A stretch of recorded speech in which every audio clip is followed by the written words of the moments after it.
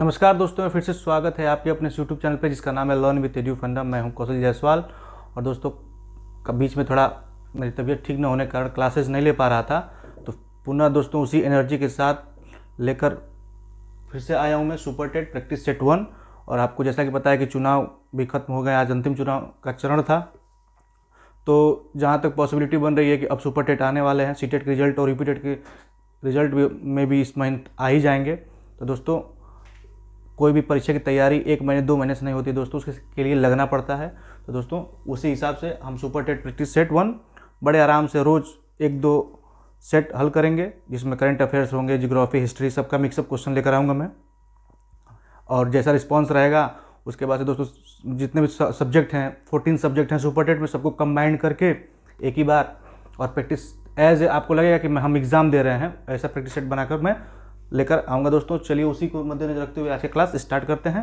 अगर मेरी आवाज़ वगैरह सब सही हो तो चलिए दोस्तों अपने दोस्तों में शेयर कर दें इसको और लाइक कर दें। चलिए स्टार्ट करते हैं दोस्तों क्लास। पहला क्वेश्चन हमारा कि किस बहुराष्ट्रीय कंपनी ने भारत में एंड्रॉयड डिवाइस उपयोगकर्ता के लिए प्ले पास सब्सक्रिप्शन को लॉन्च किया है? गूगल, एप्पल या सैमसंग? बताएं दोस्तों।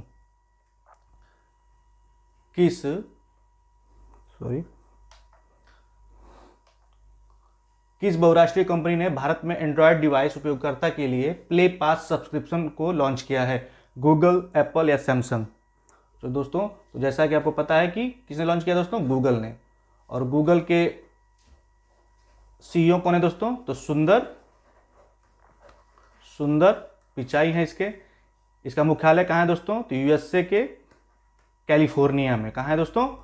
कैलिफोर्निया। ये एक्स्ट्रा फैक्ट है दोस्तों, इसको भी नोट करते चलिए दोस्तों। और इसका गूगल की स्थापना कब हुई थी दोस्तों? तो 1998 में। इसकी स्थापना कब हुई थी दोस्तों? तो 1998 में इसकी स्थापना हुई थी दोस्तों। करंट अफेयर तो मान लीजिए अब एग्ज़ाम में भी जुलाई में पढ़ सकता है, अगस्त में अभी कुछ कंफर्म नहीं है। तो दोस्तों हमें 2021 और 2022 दोनों ईयर्स के करंट अफेयर्स को हमको लेके चलना होगा, क्योंकि इसके पहले 2 पेपर हुए सुपर टेट के, उसमें देखा गया है दोस्तों कि 1 साल प्रीवियस के ही अधिकतर क्वेश्चन करंट अफेयर से आए हुए हैं दोस्तों। तो 2021 और 2022 दोनों को हम लोग मिलाकर पढ़ेंगे।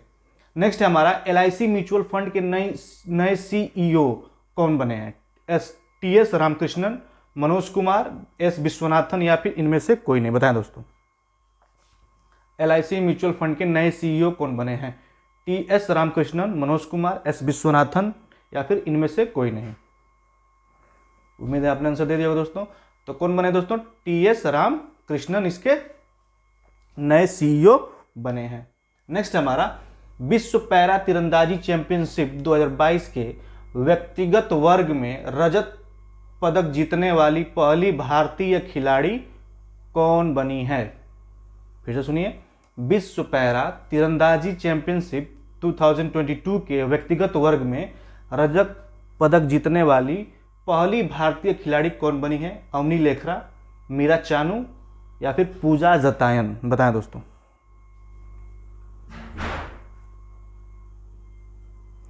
उम्मीद है आपने आंसर दे दिया होगा दोस्तों।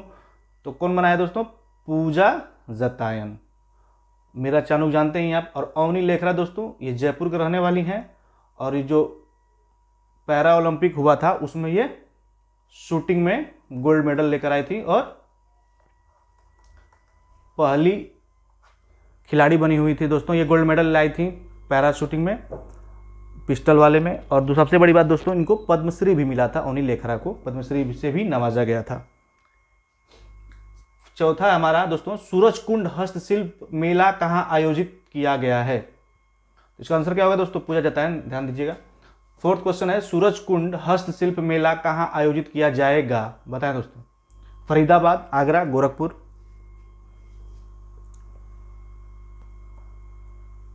उम्मीद है आपने आंसर दे दिया होगा दोस्तों। तो कहाँ आयोजित किया जाएगा दोस्तों? फरीदाबाद में। फरीदाबाद में सूरजकुंड हस्तशिल्प मेला आयोजित किया जाएगा। नेक्स्ट है हमारा, अब कुछ हिस्ट्री से क्वेश्चन है दोस्तों।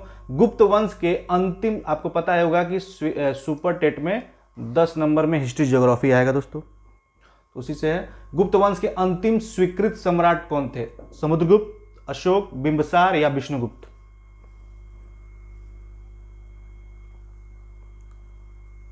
उम्मीद है आपने आंसर दे दिया दोस्तों। तो गुप्त वंश के अंतिम स्वीकृत सम्राट कौन थे? विष्णुगुप्त। और दोस्तों आपको पता ही है समुद्रगुप्त को क्या कहा जाता है? Napoleon of India. इसको क्या कहा जाता है दोस्तों? Napoleon of Indian. इसको नेपोलियन ऑफ इंडिया कहा जाता है। और दोस्तों अशोक को आपको पता ही है, कलिंग युद्ध, इसके शिलालेख बहुत ही इंपॉर्टेंट है दोस्तों। तो ये आपको सब मैं पढ़ा चुका हूँ।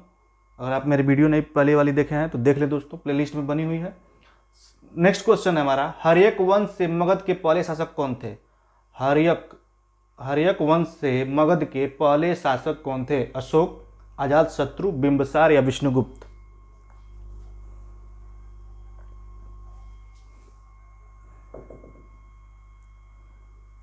तो दोस्तों कौन थे? बिंबिसार। बिंबिसार हर्यक वंश का पहला शासक था। दोस्तों कंफ्यूज नहीं होना है, बिंदुसार और बिंबिसार में कंफ्यूज नहीं होना है। बिंबिसार हर्यक वंश का था, बिंदुसार गुप्त वंश का था। नेक्स्ट है हमारा, निम्नलिखित में से कौन सा देश सार्क संगठन का सदस्य नहीं है? किसका सदस्य नहीं दोस्तों? सार्क संगठन का सदस्य नहीं है। नेपाल, पाकिस्तान, चीन, भूटान।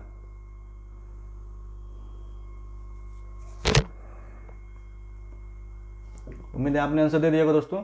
तो सार्क सदस्य नेपाल भी है, पाकिस्तान भी है, भूटान भी है, चीन दोस्तों सार्क का सदस्य नहीं है।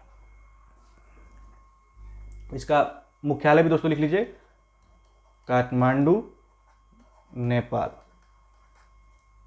गुप्त शासकों ने डैश नाम का जुर्माना लगाया था जो हल रखने वाले प्रत्येक कृषक द्वारा भुगतान किया जाने वाला एक हल कर था। मतलब दोस्तों गुप्त काल में जिन किसानों के पास खेती रहती थी और हल का प्रयोग करते थे, उन पर एक विशेष प्रकार का कर लगाया जाता था। उस कर का नाम क्या था? क्या हिरण्य कहा जाता था, कर कहा जाता था, शुल्क कहा जाता है, फिर हल्वी कर कहा जाता था? बताएं दोस्तों, बड़ा ही सिंपल सा है दोस्तों।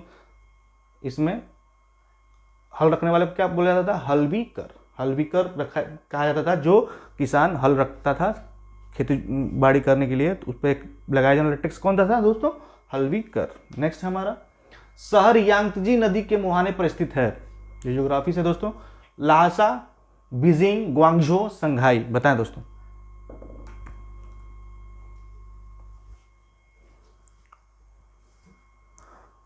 उम्मीद है आपने आंसर दे दिया दोस्तों। तो कौन सा शहर है? संघाई। बीजिंग कहाँ है दोस्तों? चीन की है, चीन का राजधानी है। लहासा, ग्वांगझो आप सब उधर का ही है दोस्तों। संघाई हमारा आंसर हो जाएगा। शहर यांगजी नदी के मुहाने में स्थित कौन सा है दोस्तों? संघाई। अगला है, निम्न में से किस ग्रह का दूसरा नाम लूसीफर है? शनि, बृहस्पति, शुक्र, मंगल। निम्न में से किस ग्रह का दूसरा नाम लूसीफर है?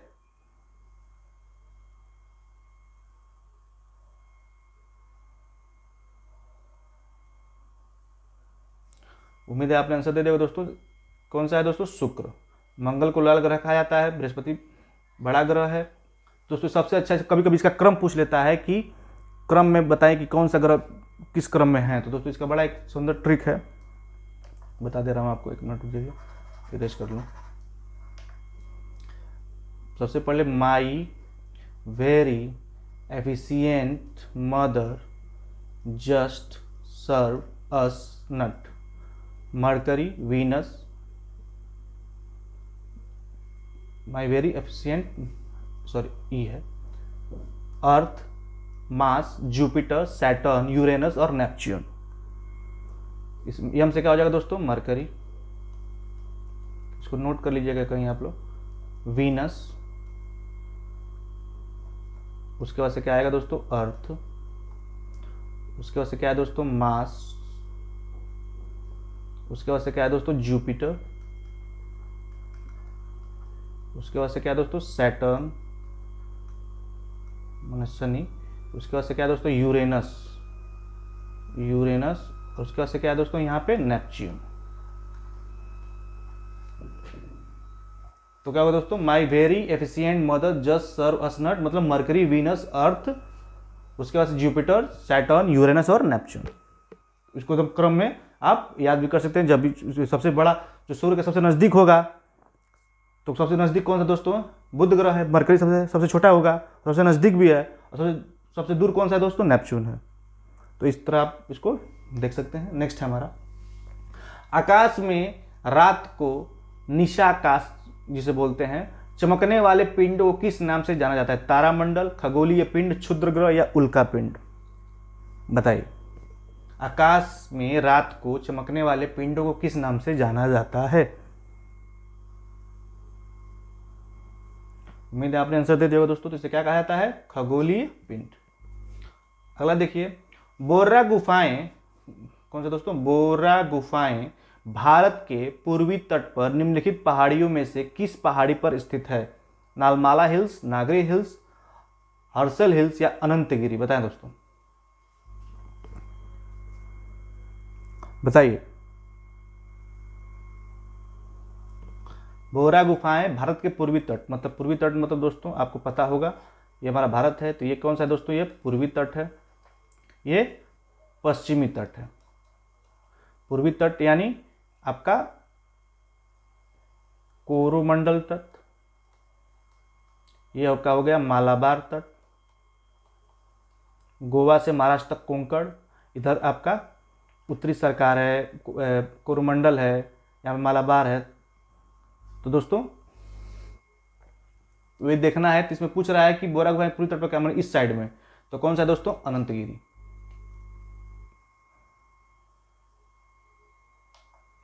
निम्नलिखित में से किसे पहले द लेडी बिलिंगटन, निम्नलिखित में से किसे पहले द लेडी बिलिंगटन पार्क के रूप में जाना जाता था? लोधी गार्डन्स को, डियर पार्क को, मुगल गार्डन्स को या फिर बुद्ध जयंती गार्डन्स को?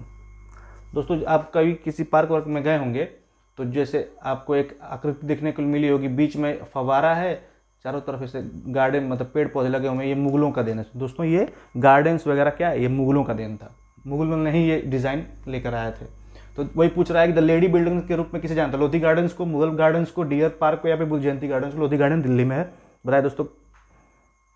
तो इसका आंसर क्या होगा? लोधी गार्डन को जाना जाता था। भारतीय संविधान का कौन सा अनुच्छेद धर्म, वंश, जाति, लिंग और जन्म स्थान के आधार पर भेदभाव पर रोक लगाता है?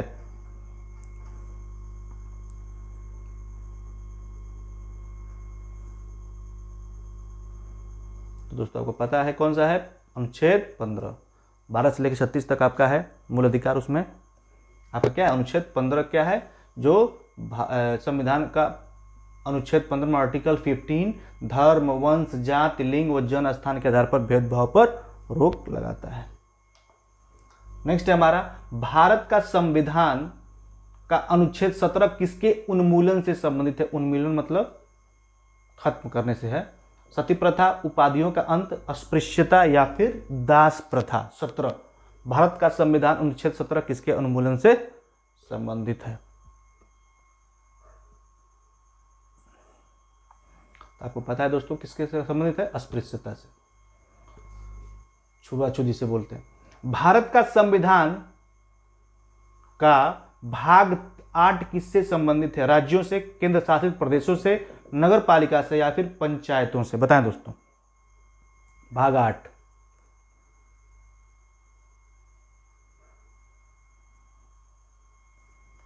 किससे दोस्तों? केंद्र शासित प्रदेश। केंद्र शासित प्रदेश कौन से होते हैं दोस्तों? जो डायरेक्ट गवर्न किसके जरिए होते हैं? केंद्र से गवर्न होते हैं, उन्हें केंद्र शासित प्रदेश कहा जाता है। जैसे आपका चंडीगढ़ हो गया, दमन हो गया, आपका लद्दाख हो गया, दिल्ली हो गया, पांडिचेरी हो गया, ये सब क्या है दोस्तों? केंद्र शासित प्रदेश है। सॉरी, अगला है, भारत के संविधान में अनुच्छेद डैश की प्रविष्टि द्वारा पिछड़े वर्गों के लिए राष्ट्रीय आयोग एनसीबीसी का गठन किया गया था? बताएं दोस्तों।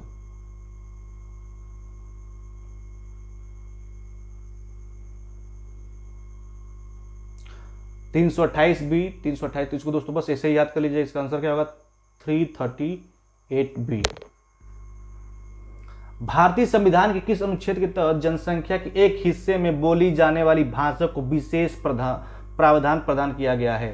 तो दोस्तों हमारी सारी भाषाएं किस में दी गई हैं? किस आर्टिकल में?